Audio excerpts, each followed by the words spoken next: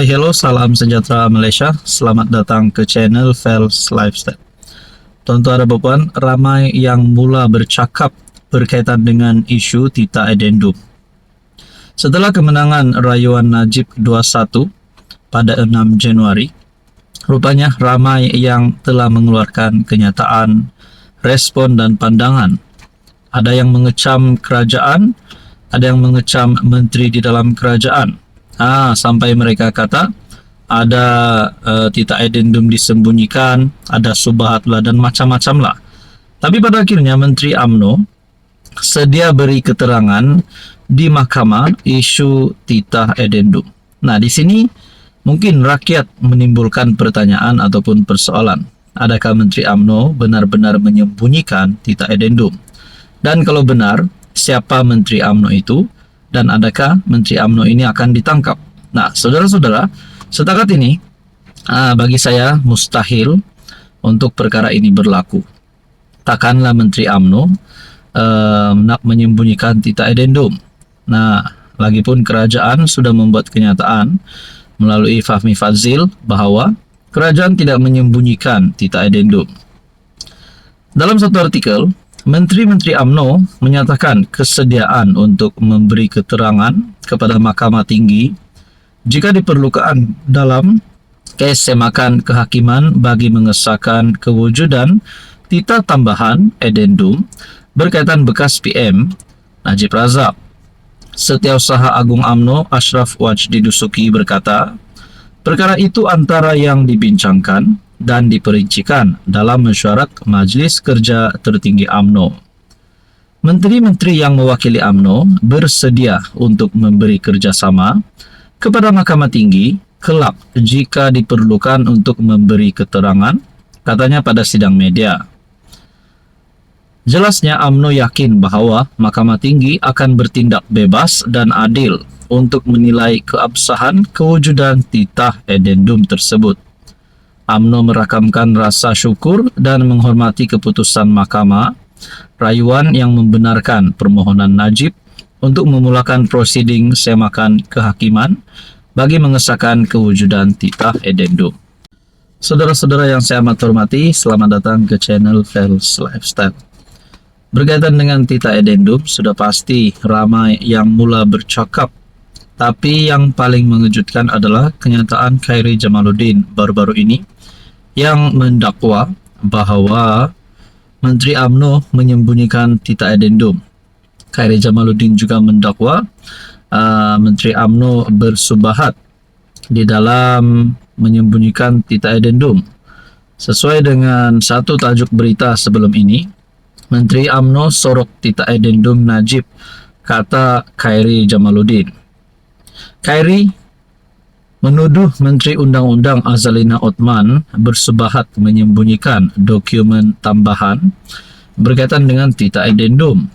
Jadi pada akhirnya saudara-saudara yang saya amat hormati, KJ burukan menteri, 2 laporan polis dibuat. Nah, adakah dengan ini Khairi Jamaluddin berisiko untuk ditangkap, disaman? Nah, itu persoalan yang pertama. Dan setelah kenyataan KJ sedemikian, masih adakah parti yang mahu menerima KJ selepas ini? Sekiranya Khairi Jamaluddin ingin menyertai mana-mana parti, tak kisahlah daripada pembangkang ataupun daripada blok kerajaan. 2 laporan polis telah dibuat terhadap bekas ahli parlimen Rembau, Khairi Jamaluddin, atas kenyataannya berhubung isu dokumen mengenai satu perintah yang membolehkan bekas Perdana Menteri Najib Razak menjalani baki hukuman penjara secara tahanan di rumah. Laporan berkenaan dibuat oleh Datuk Surayah Yaakob, Setiausaha Politik kepada Menteri di Jabatan Perdana Menteri, Undang-Undang dan Reformasi Institusi, Datuk Seri Azalina Othman Said, dan Nur Azrina Surip, Setiausaha Politik kepada Menteri di Jabatan Perdana Menteri, Wilayah Persekutuan, Dr. Zaliha Mustafa.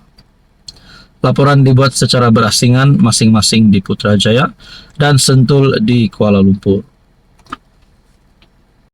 Hai hello, salam sejahtera Malaysia. Selamat datang ke channel Fels Lifestyle.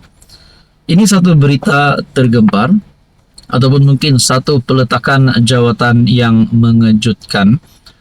Kepimpinan Perikatan Nasional, peletakan mengejutkan Parti Bersatu, yaitu Presiden Bersatu sendiri, Tan Sri Muhyiddin Yassin, sebagai pengerusi Perikatan Nasional juga. Saudara-saudara, peletakan mengejutkan Mahathir Rais yang sah meninggalkan Bersatu, Perikatan Nasional.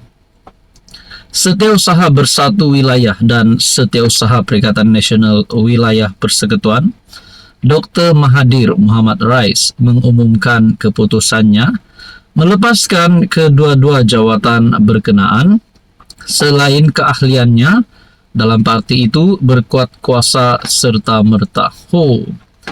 Sebelum ini ada ahli parlimen yang berpaling tada daripada Parti Bersatu. Kali ini pula bukan ahli biasa, tapi ini adalah pemimpin tertinggi, saya boleh katakan bos besar, kerana memegang jawatan sebagai Setiausaha Bersatu Wilayah dan Setiausaha Perikatan Nasional Wilayah Persekutuan. Perkara itu dimaklumkan beliau melalui satu surat yang ditujukan kepada Ketua Badan Pimpinan Bersatu dan Pengerusi PN Wilayah Persekutuan, Datuk Radzi Jidin.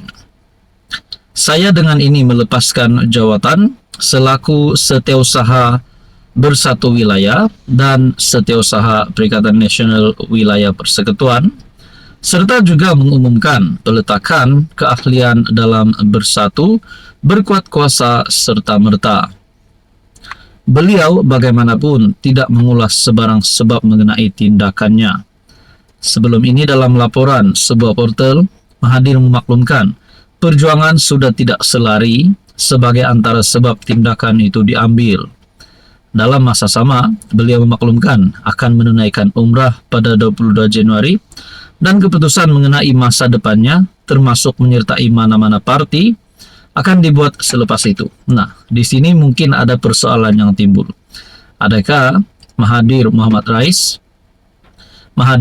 akan menyertai kerajaan perpaduan ataupun menyertai parti di dalam komponen kerajaan perpaduan? Di dalam artikel ini juga menyebut Mahathir sebelum ini lantang mengkritik perhimpunan di Ketua IPAS untuk menyokong Datuk Seri Najib pada 6 Januari, mengatakan ia mencerminkan kesediaan PN berkompromi dengan prinsipnya demi kepentingan politik. Katanya, sambitan dan hukuman 12 tahun ke atas bekas PM dalam kes SRC International menjadi peristiwa penting bagi Malaysia dan menyifatkan Perhimpunan Solidariti itu sebagai mengecewakan. Perhimpunan di Istana Kehakiman Putrajaya dihadiri pemimpin Bersatu dan PAS, antaranya Ketua Pembangkang Hamzah Zainuddin, Naib Presiden PAS Ahmad Samsuri Mokhtar, Setiausaha Agung PAS Taqiyuddin Hasan, Naib Presiden PAS Idris Ahmad dan Ahli Parlimen Machang Wan Ahmad Faisal, Wan Ahmad Kamal.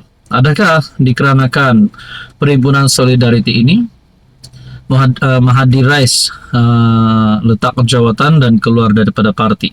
Mungkinkah ini juga membuka kepada pintu kepada mana-mana pemimpin di dalam Bersatu ataupun PN ataupun PAS untuk keluar daripada parti kerana mungkin perkara Perhimpunan Solidariti itu mengecewakan dan tidak selari dengan prinsip parti?